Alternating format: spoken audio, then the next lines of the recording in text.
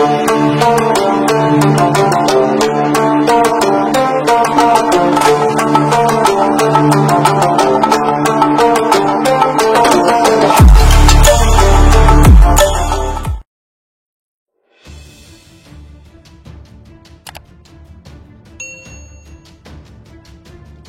melakukan kesalahan fatal dengan membunuh seorang resi, Pandu memutuskan untuk mengasingkan diri ke dalam hutan. Di dalam hutan, Pandu dan kedua istrinya hidup laksana petapa.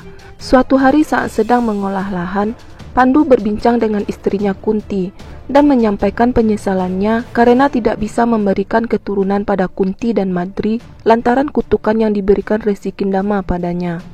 Dan selang beberapa lama, Pandu pun menceritakan tentang upacara Nyok pada Kunti, yakni upacara mendapatkan seorang anak dari seorang resi.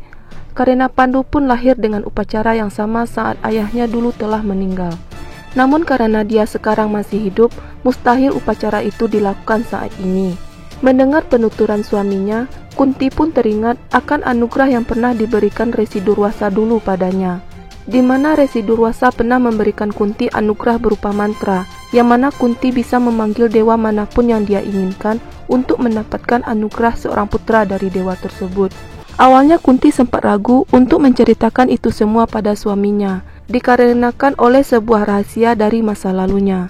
Namun kemudian Kunti memantapkan hatinya untuk memberitahu Pandu akan anugerah yang dia punya. Mendengar semua penuturan Kunti, membuat Pandu mendapat pencerahan dari masalah kegundahan hatinya selama ini yang mengganggunya, yaitu tentang masalah kelangsungan keturunan dinasti Kuru.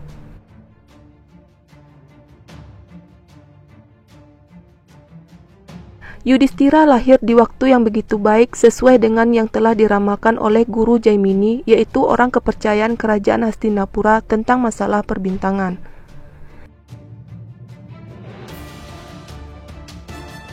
Dan di saat itu juga, di hutan Kunti dan suaminya Pandu berdoa pada Dewa Dharma berharap untuk mendapatkan anugerah putra darinya. Dewa Dharma pun datang dan merasa sangat senang saat Kunti memanggil namanya dan menginginkan anugerah darinya dalam bentuk seorang anak. Oleh sebab mantra itu juga, Dewa Dharma pun memberikan anugerahnya pada Kunti dalam bentuk seorang putra, di mana kelak di kemudian hari, anak ini akan memiliki sifat layaknya Dewa Dharma, yaitu Dewa Kebenaran. Pandu dan Kunti terlihat sangat bahagia menerima anugerah dewa ini, dan Pandu pun memberi nama Yudhistira, yang mana anak ini kelak akan menjadi penerus tahta Hastinapura.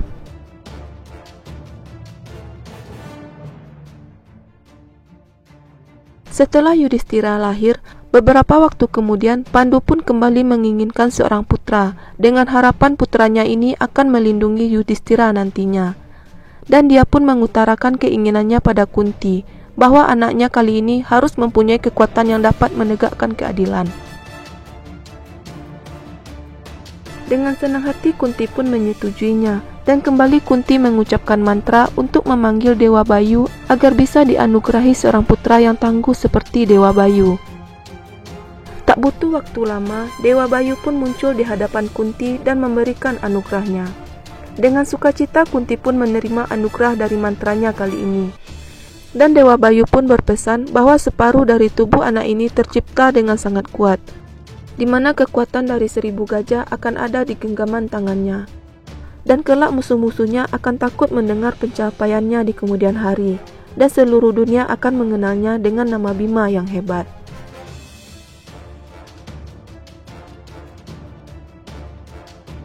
Untuk mendapatkan anak ketiganya, Kunti dan Pandu kembali memohon doa dengan mengucapkan mantra pada Dewa Indra.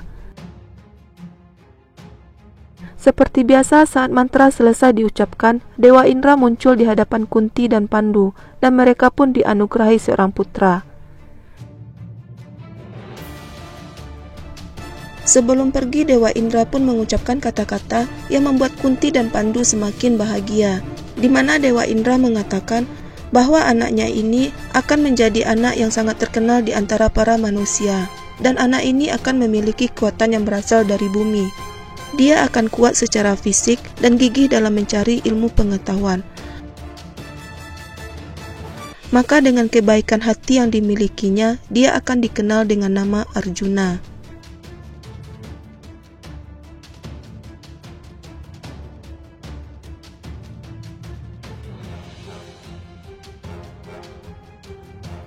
Selang beberapa waktu setelah Arjuna lahir, Pandu dan Kunti segera merencanakan untuk anak keempat dan kelima mereka, di mana Pandu menginginkan anugerah dari Dewa Aswini demi mendapatkan anak yang mahir dalam ilmu pengobatan dan pengetahuan tentang hewan. Namun di sisi lain, Madri yang melihat kebahagiaan Pandu karena mendapatkan anak dari Kunti terlihat sangat sedih dan merasa nasib tidak adil padanya karena tidak bisa memberikan anak untuk suaminya. Melihat kesedihan yang dialami Madri, Kunti pun memberi kesempatan pada Madri dengan mengajarinya juga membaca mantra, agar juga bisa memberikan putra pada suaminya Pandu. Mendengar kemurahan hati Kunti membuat Madri kembali tersenyum bahagia. Tak lama kemudian, Pandu, Kunti, dan Madri pun memohon doa pada Dewa Aswini untuk mendapatkan anugerah darinya dengan mewarisi sifat dari dewa tersebut. Dengan mantra itu, Madri pun diberkati dengan 2 anak sekaligus. Nakula dan Sadewa, begitulah si kembar dikenal.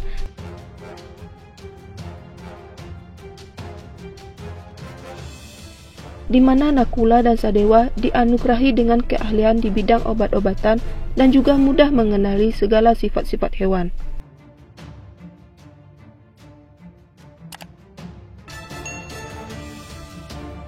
Kelima keturunan Pandu inilah yang dikenal dengan Pandawa 5 bersaudara yang tidak bisa dipisahkan oleh apapun juga dan saling mengasihi satu sama lain.